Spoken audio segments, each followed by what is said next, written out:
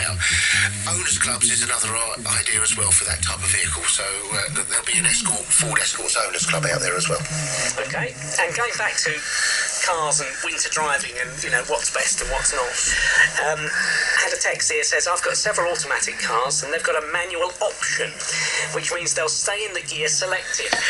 We've got an R-Reg Jaguar and a W-Reg Corsa, both automatic, and they have this option on them. Yes, I understand the option you have, and on my particular car it does have that, but it's not quite the same as on a manual car. If you're in snow in a manual car, it's sometimes better to put it in, say, second gear rather than first. Yeah. There's less power going down to the wheels, and therefore you can pull away. The problem if you do that on automatic and you put it into the second, it doesn't stay just in second, it'll switch between first and second. So it's not quite the same thing, and it still can cause you a problem. So you'd still prefer the snow button? Yes. If it was there? Yes. And Vauxhalls have it. And some other cars have it as well, yeah. But not all of them. Yeah. Okay, good point. So, we didn't answer the question, you know, as a dealer of many years' repute, Mike, if somebody wanted a car that was safer in icy conditions, would you say we'll go for a front-wheel drive rather than a rear-wheel drive, or does it have to be a four-wheel drive car? It's really down to personal opinion. Now, personally, I prefer a rear-wheel drive car. Even in the snow? Even in the snow. I find them easier to handle because it's easier to handle a rear-wheel skid than it is a front-wheel skid, unless you've had the right sort of training.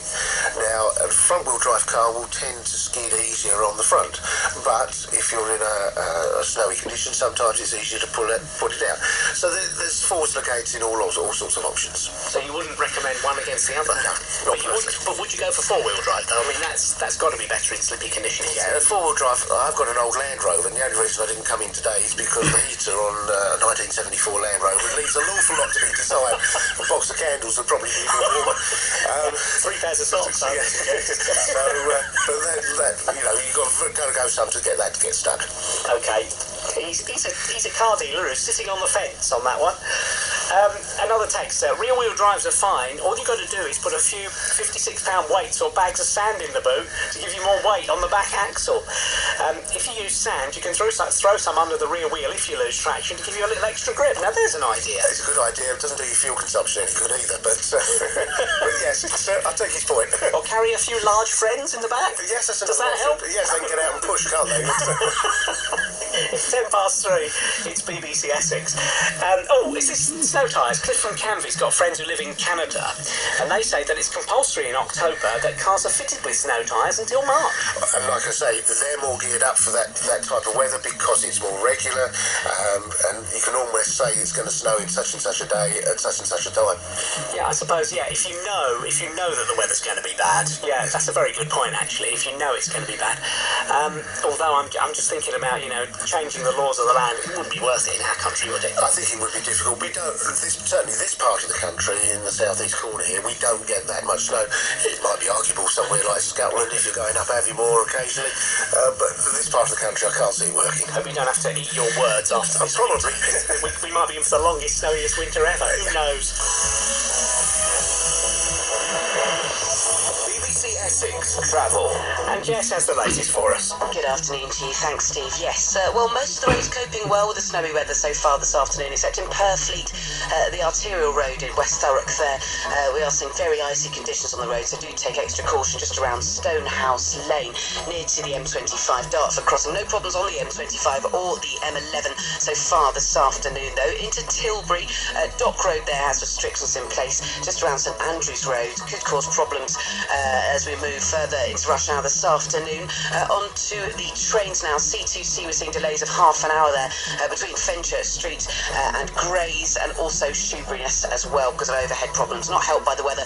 The weather's also affecting the airports. No runways are open at Gatwick. All closed there, due to reopen 6 o'clock tomorrow morning, and there are delays out of Stansted and London City airports as well. That's the latest. Next updates in 15 minutes. Stuck in a jam? Call 0500 827 362. BBC Essex Travel.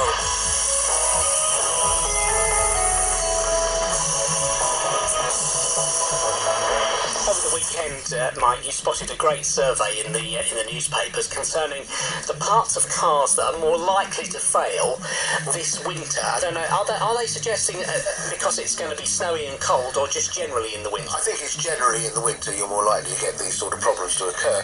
It's a survey conducted by one of the warranty companies, and they've given a sort of top 10 list of things that are most likely to go.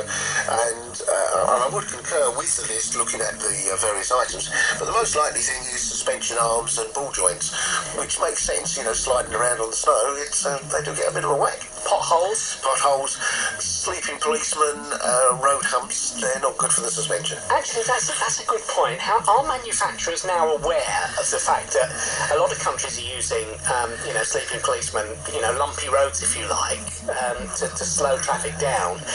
Are manufacturers taking that into consideration now when designing these things? Because we never used to have them years ago. I wouldn't have said so, because we are getting an increase. More failing, particularly coil springs. We're getting far more coil springs these days than we have for quite some time.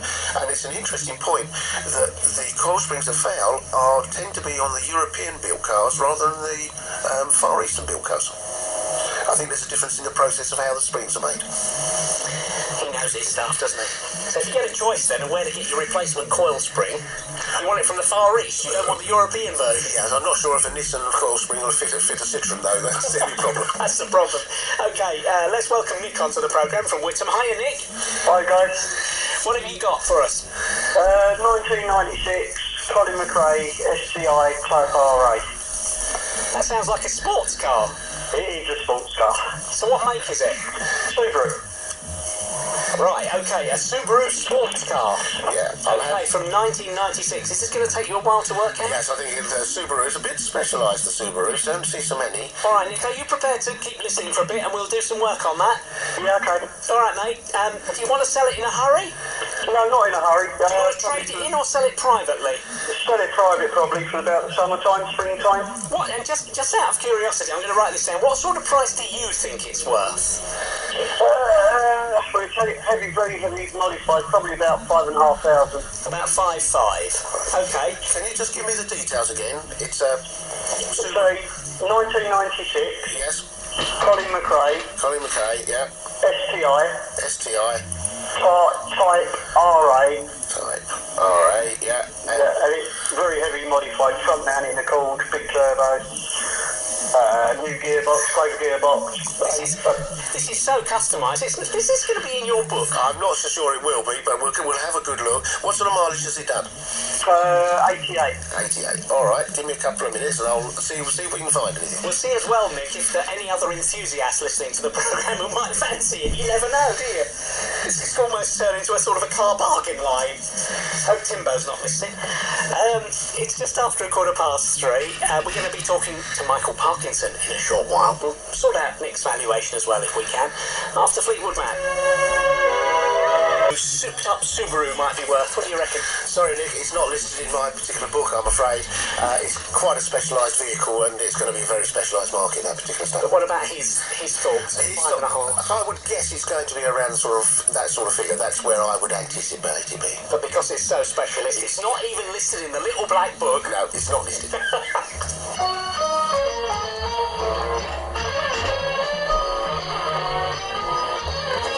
Now this music can mean only one man, can't it? We're talking about Michael Parkinson.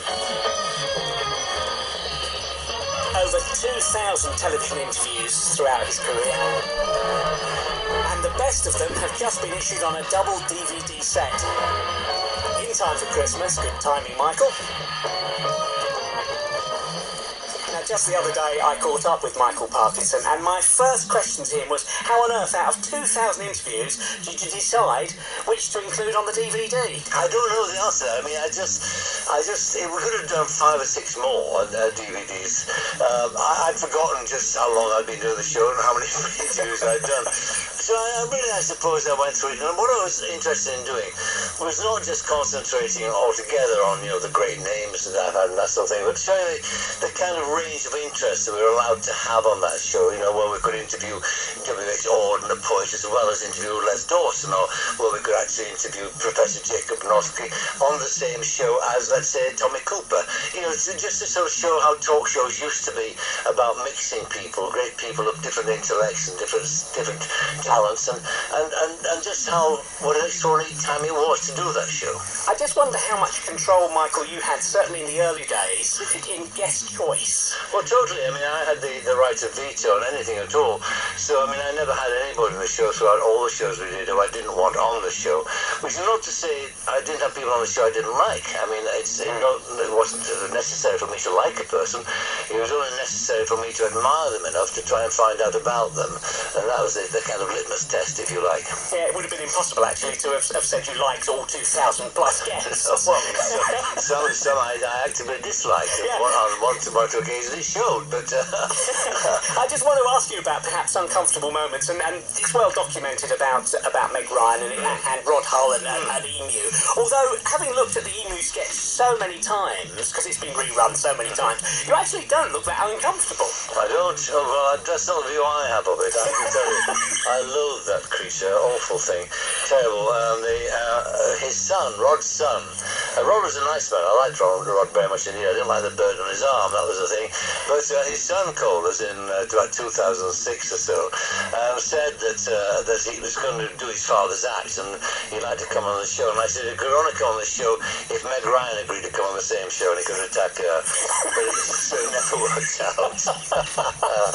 And just thinking about those, difficult question perhaps to put to you, Michael, but of those people who you say you didn't have too much affection for, were there difficult moments? Did they know that you didn't like them? No, absolutely not. I mean, I just formed an opinion as I was talking to them. I find them maybe, I don't know what it would be that would sort of turn me, not against them, but still, that wasn't the thing. I mean, it would be impossible to believe that you could interview 2,000 people or more and actually find all of them delightful. Yeah. The thing about them, the one general thing they all had was a talent which I wanted to explore, and that's been the fascination of the job, to sit next to some of those talented people in the world and to try and maybe find out why.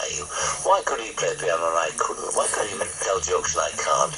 Why can he act and I can't? All that sort of thing. I think that's the fascination of doing the interview.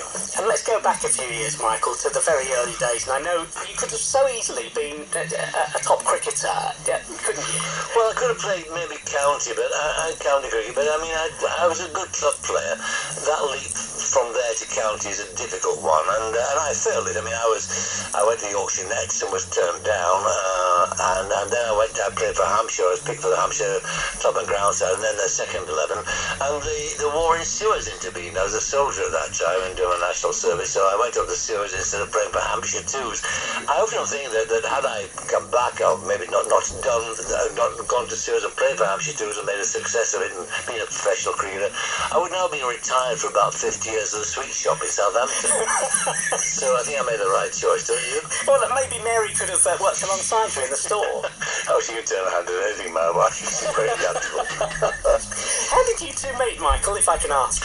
Top of a bus in Doncaster. I was a local journalist reporting for the Yorkshire Evening Post, off to do a council meeting in a place called Dickhill. She was a young teacher,